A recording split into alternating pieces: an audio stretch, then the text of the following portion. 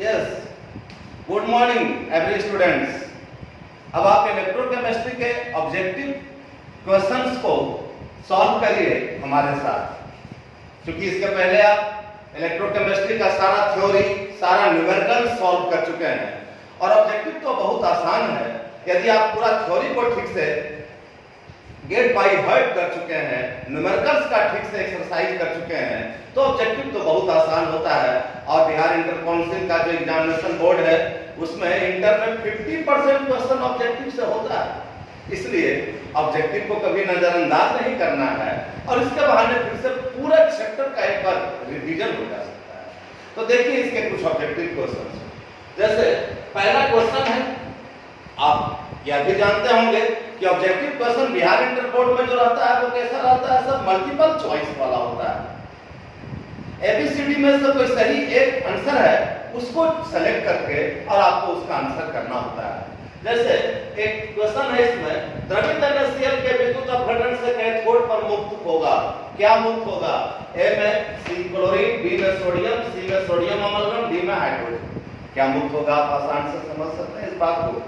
NaCl का electrolysis होगा तो इलेक्ट्रोलाइट है, यह टूटेगा कैटायन और एनायन पे Na+ और Cl- आयनों में।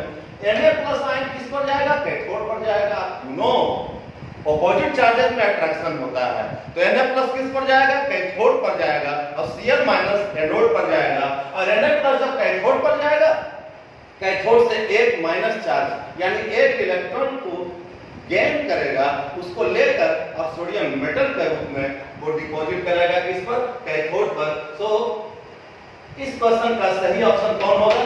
बी होगा, जिसमें सोडियम। नेक्स्ट क्वेश्चन है, प्लैटिनम उत्प्रेरक का इस्तेमाल करके तनु H2SO4 का विद्युत अपघटन कराने से एनोड पर कौन सी गैस मुक्त होगी? H2SO4 का इलेक्ट्रोलिसिस होगा तो ये 2 गैस प्लस SO4- में इसका इलेक्ट्रोलिटिक डिसोसिएशन होगा। H+ तो जाएगा किस पर? कैथोड पर और SO4- एनोड पर जाएगा, जहां वह तनु H2SO4 है, डाइल्यूटेड है, तो वह जल है उसमें मिला हुआ, उसके साथ रिएक्ट करके O2 गैस मुक्त कर देता है एनोड पर, या तनु H2SO4 का इलेक्ट्रोलिसिस होने पर O2 गैस मुक्त हो जाता है। तो इसका सही ऑप्शन कौन हो जाएगा? बी हो जाएगा। नेक्स्ट क्वेश्चन है, 96,500 कूलम विद्युत कॉपर सल्फेट के घोल से कितना ग्राम तांबा मुक्त करेगा? You know 96,500 coulomb means 1 farad, और 1 फैराड विद्युत धारा किसी भी इलेक्ट्रोलाइटिक सॉल्यूशन के घोल से प्रवाहित करने पर उसका ग्राम समतुल्यांक मुक्त होता है। तो कॉपर सल्फेट में कॉपर का ग्राम समतुल्यांक कितना होगा?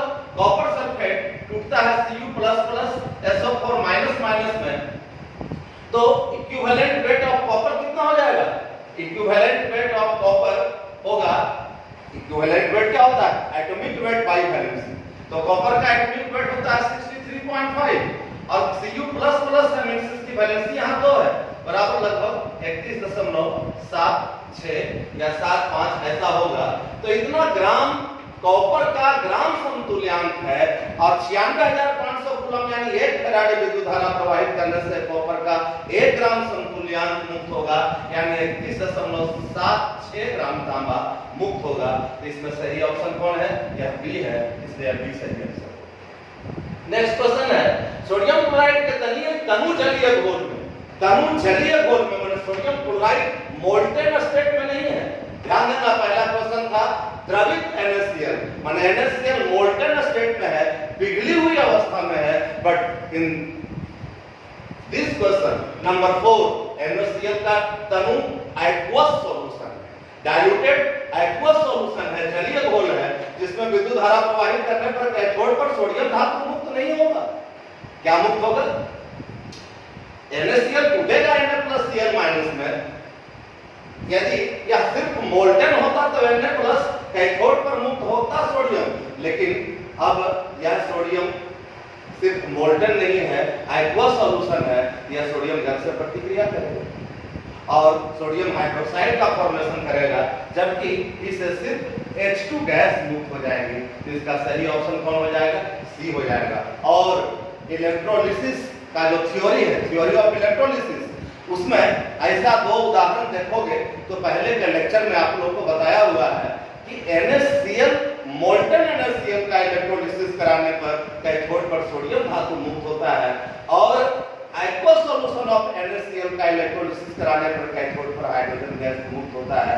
रिएक्शन से इसको क्लियर किए हुए हैं अलग से, आप एग्जांपल में उसको देखोगे, प्रीवियस लेक्चर में इस बात को बताए हैं, वहां से एक ऑब्जेक्टिव टाइप क्वेश्चन है।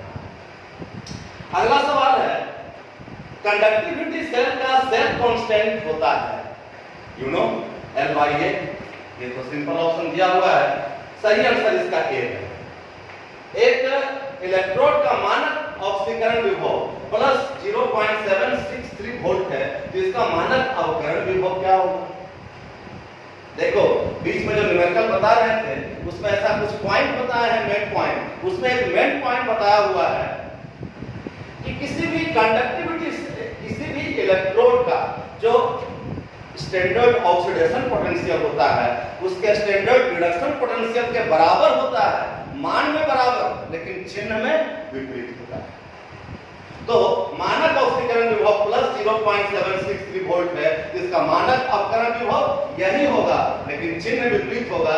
यह ऑक्सीकरण विभव प्लस में है तो अपकरण विभव इसका माइनस में, सही आंसर हो जाएगा इसका।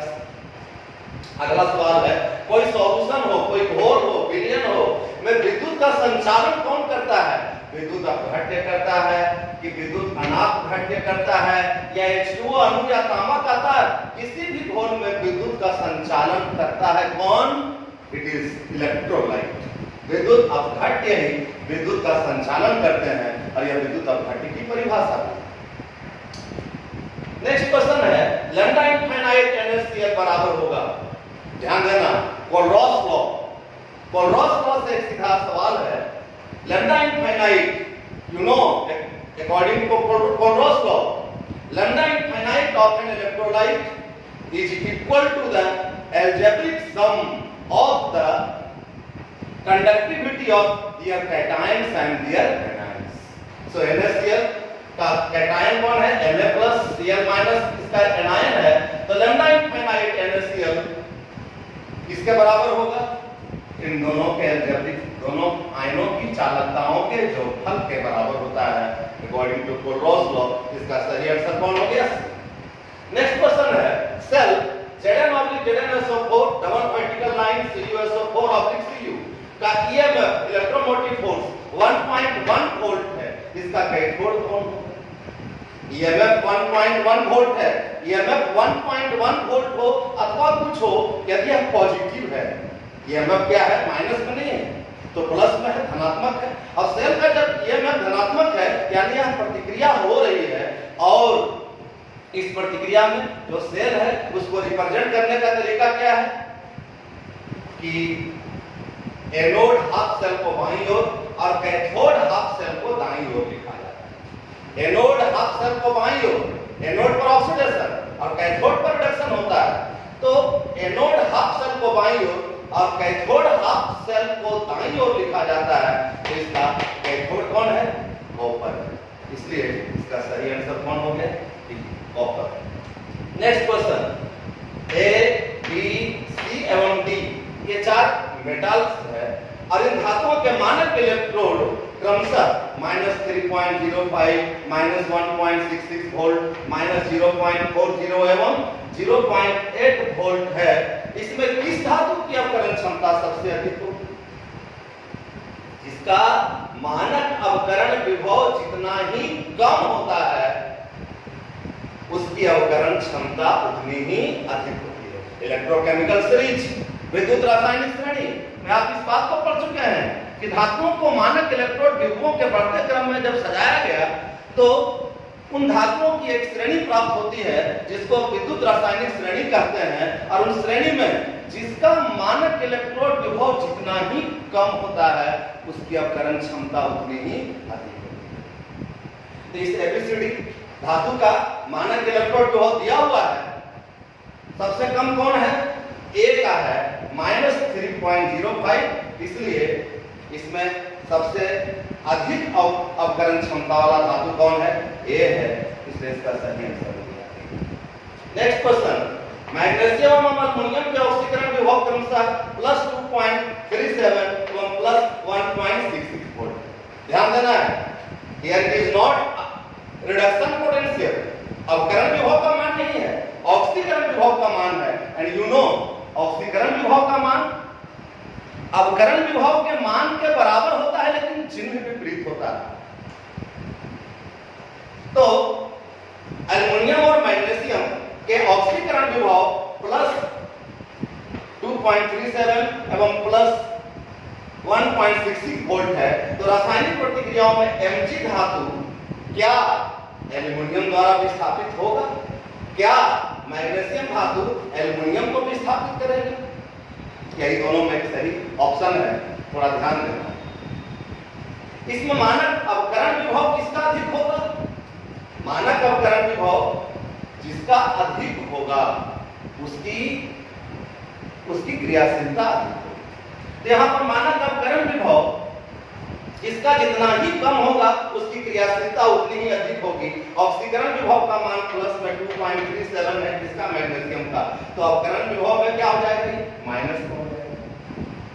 और यह माइनस में हो जाएगा तो मैग्नीशियम का अवकरण विभव एल्युमिनियम के अवकरण विभव से कम होगा, यानी मैग्नीशियम की अवकरण क्षमता अधिक होगी। और मेटल क्या करता है? जो ज्यादा इलेक्ट्रोपॉजिटिव होगा, यानी उसका अवकरण विभव ज्यादा है, तो जो वह धातु जिसका अवकरण विभव ज्यादा है वो ज्यादा क्रियाशील होगा, और ज्यादा क्रियाशील धातु अपने से कम क्रियाशील धातु को विस्थापित कर देता है। तो चूंकि यहाँ पर मैग्नीशियम का अवकरण विभव अधिक है किससे? एल्युमिनियम से, इसलिए मैग्नीशियम अधिक क्रियाशील धातु है एल्युमिनियम से, और सो मैग्नीशियम एल्युमिनियम को विस्थापित करेगा। तो इसका सही आंसर बी। नेक्स्ट क्वेश्चन है इलेक्ट्रोकेमिकल सेल से रिलेटेड क्वेश्चन। इलेक्ट्रोलिटिक सेल से नहीं, इलेक्ट्रोकेमिकल सेल, विद्युत रासायनिक सेल से रिलेटेड क्वेश्चन है कि लवण सेतु साल्ट ब्रिज में याद होगा बताए थे KCl, KNO3, अमोनियम नाइट्रेट, अगर इस सब का इस्तेमाल किया जाता है साल्ट ब्रिज के रूप में। यहाँ पर यह KCl जो प्रयुक्त होता है, क्यों? क्योंकि इसमें K+ और Cl- इन दोनों आयनों की चालकता लगभग बराबर होती है, इसलिए डिफ्यूजन पोटेंशियल को रोक देता है। और इसीलिए साल्ट ब्रिज के रूप में किसका इस्तेमाल किया जाता है? KCl का इस्तेमाल किया जाता है। इसका सही आंसर कौन हो गया? डी हो गया। या K+ तथा Cl- आयनों की चालकता लगभग बराबर होती है। और कुछ क्वेश्चन देखो।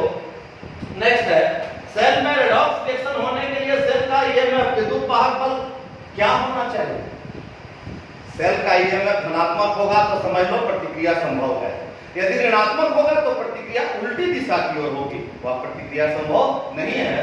तो सेल में रेडॉक्स रिएक्शन होने के लिए सेल का विद्युत वाहक बल यानी इलेक्ट्रोमोटिव फोर्स ईएमएफ क्या होना चाहिए? धनात्मक होना चाहिए। इसका सही आंसर ए होगा। नेक्स्ट क्वेश्चन है कॉपर, जस्ता, सिल्वर और आयरन Fe के अवकरण विभवों का क्रम क्या होगा? इलेक्ट्रोकेमिकल सीरीज आपको याद रखना आवश्यक है, और उससे आप सारे रिएक्शन से संबंधित इनऑर्गेनिक केमिस्ट्री के रिएक्शन से संबंधित सारे रिएक्शंस को समझ सकते हैं कि किसके बीच प्रतिक्रिया होगी, किसके बीच नहीं होगी। इसके लिए बस इलेक्ट्रोकेमिकल सीरीज को याद रखना है, और उसी इलेक्ट्रोकेमिकल सीरीज से रिलेटेड क्वेश्चन है। याद होगा आपको इलेक्ट्रोकेमिकल सीरीज में धातुओं को उनके मानक इलेक्ट्रोड विभवों के घटते हुए क्रम में सजाया गया है। बीच में एक नॉन मेटल है हाइड्रोजन, जिसका मानक इलेक्ट्रोड पोटेंशियल का मान 0.008 volt nearly equal to 0 volt होता है। हाइड्रोजन के बाद वाले धातु में है कॉपर, पारा, सिल्वर, प्लेटिनम और गोल्ड। तो 0 के आगे होने वाला का मान प्लस में होता है, 0 के पहले वाले का मान माइनस में होता है। तो इसमें